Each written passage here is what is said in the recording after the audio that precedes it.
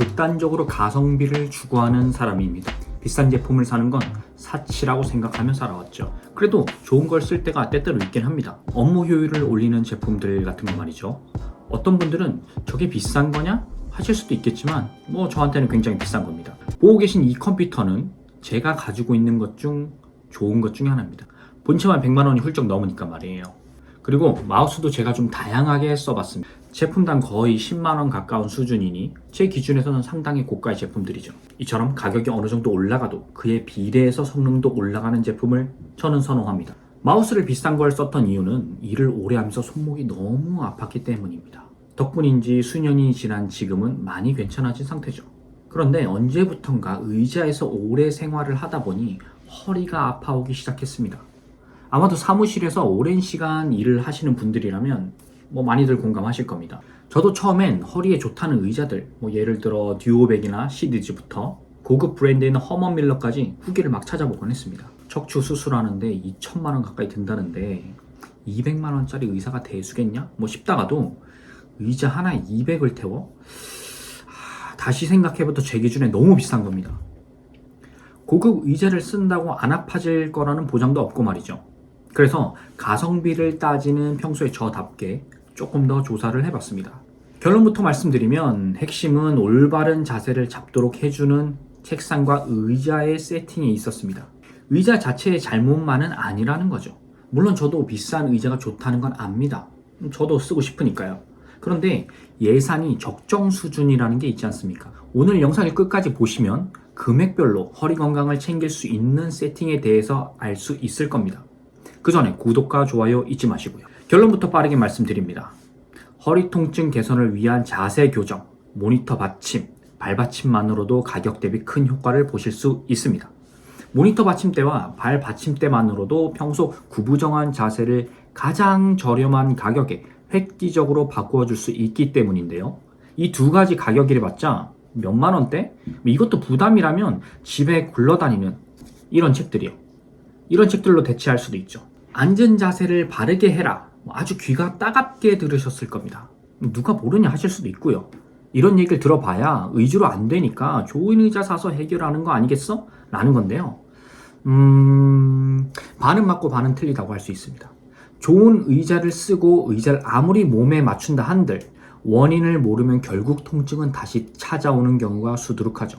모든 해결책이 의자에만 있는 게 아니었던 겁니다. 그러니 꼭 가격이 비싼 의자를 고집할 이유가 없다는 거죠. 보통 허리가 아프니까 허리를 잘 받쳐주면 되겠지라고 생각을 하는데요. 이 허리가 하는 역할이라는 게 허리 위쪽의 상반신과 하반신을 연결해주는 거잖아요. 그래서 우리가 코어라고도 부르죠. 특히 이 상반신 중에서도 머리의 무게가 상당합니다. 높은 곳에서 떨어질 때 머리부터 떨어지는 거 다 아시잖아요. 머리의 위치만 조금 수정해 준다면 상당한 통증을 완화할 수 있죠.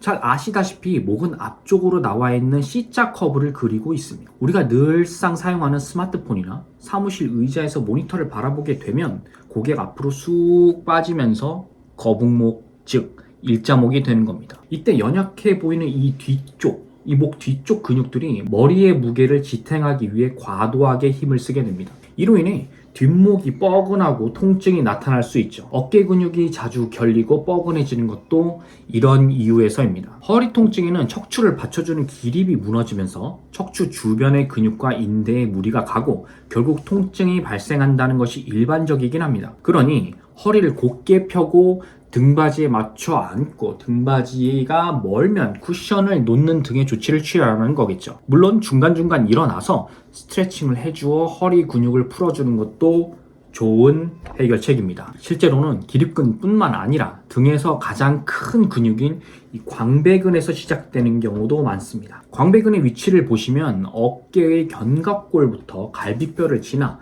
허리, 엉덩이 상부까지 이어져 있는 거 보이시죠? 이렇듯 광배근에 이상이 발생을 하면 허리 통증 및 옆구리 통증이 나타날 수도 있습니다. 그러니까 어깨나 목의 통증을 줄이기 위해서는 머리가 몸통보다 앞으로 쏠리지 않게 하는 게 중요합니다. 이렇게 길게 이야기했지만 결국 제가 말씀드리고자 하는 것은 자세라는 건 의자의 도움을 받긴 하지만 의자가 전부가 아니라는 겁니다. 목의 각도, 등, 다리의 위치에 따라 우리의 자세는 시시각각 변하기 때문이죠. 앞서 말씀드렸듯 사람마다 키, 다리 길이, 팔걸이, 목의 길이가 전부 다르기 때문에 의자 하나만 바꿔서만은 모든 해결책이 아니라는 걸 강조드립니다. 즉각적이고 비용도 들지 않는 방법으로 우선 시작해 보시고 지금부터 하나씩 조금씩 바꿔보시죠. 우선 모니터의 위치를 눈높이로 올리기 위해 이런 책 써보시고요. 허리 쿠션도 써보시고요. 발 받침대도 써보세요. 발 받침대요?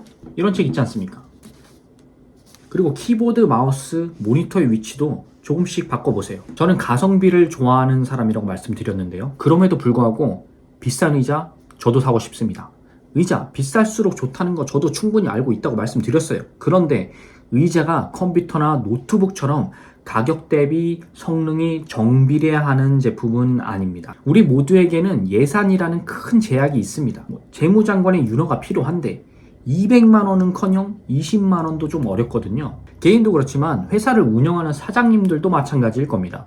직원들의 복지를 위해 좋은 의자, 명품 의자 해주고 싶지만 경기도 어렵고 회사 사정도 여의치 않고 그 많은 직원들 의자를 좋은 걸로 바꿔주기에도 큰 부담이고 말이에요. 그러니 가격은 부담이 없으면서 효율을 얻을 수 있는 이 세 가지 제품에 관심을 가지셔야 합니다. 첫 번째, 모니터 받침대 또는 모니터 암입니다. 모니터의 받침을 책이나 A4 용지로 대체하여 사용할 수는 있는데요. 이러면 지저분해지고 책상의 공간 활용이 잘 안 됩니다. 그래서 받침대를 사용하는 걸 더 추천드립니다. 하단에 자주 쓰는 펜이라든지 노트 등을 넣어둘 수도 있고 말이죠. 물론 받침대에도 단점이 있습니다. 받침대 높이가 정해져서 나오기 때문에 이 또한 높이가 고정되어 버린다는 겁니다. 참고로 저는 모니터 암을 얼마 전부터 쓰고 있는데요. 그냥 모니터를 놓고 쓸 때보다 각도를 자유자재로 조절할 수 있고 높이를 수시로 바꿀 수 있어서 저한테 굉장히 좋더라고요.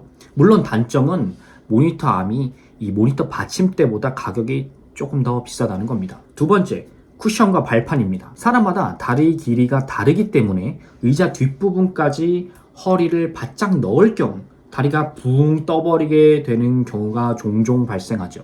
그렇다고 발을 바닥에 딛자니 허리가 붕 떠버리고 말이죠. 발 받침대를 사용해서 의자 안쪽까지 허리를 밀어 넣어줍니다. 발에도 하중이 걸려 있어 허리에 부담이 덜 수 있습니다. 세 번째는 의자가 뒤로 밀리는 걸 방지하기 위해 러그를 까는 건데요. 바닥이 미끄러운 경우 의자가 자꾸 뒤로 빠져서 몸이 꾸부정하게 바뀌는 일이 허다합니다. 이런 경우를 방지하기 위해 바퀴에 저항을 올려야 하는데요. 방에서 의자를 쓰시는 경우라면 저처럼 러그를 깔아도 되고 아니면 의자 바퀴를 교체해서 고정이 되는 바퀴로 바꾸는 방법도 있습니다. 의자 바퀴 교체 관련 영상은 고정 댓글 또는 우측 상단을 이용해주세요. 추가로 한 가지를 더 이야기해보자면 책상인데요. 책상 높낮이를 조절할 수 있으면 좋긴 한데 가격이 좀 비쌉니다. 이건 다음 기회에 다루어 보겠습니다. 우리의 몸은 정자세를 오랜 시간 유지할 수가 없습니다. 부하를 줄이기 위해 몸을 베베 꼬기도 하고 뒤틀기도 하며 노력하고 있죠.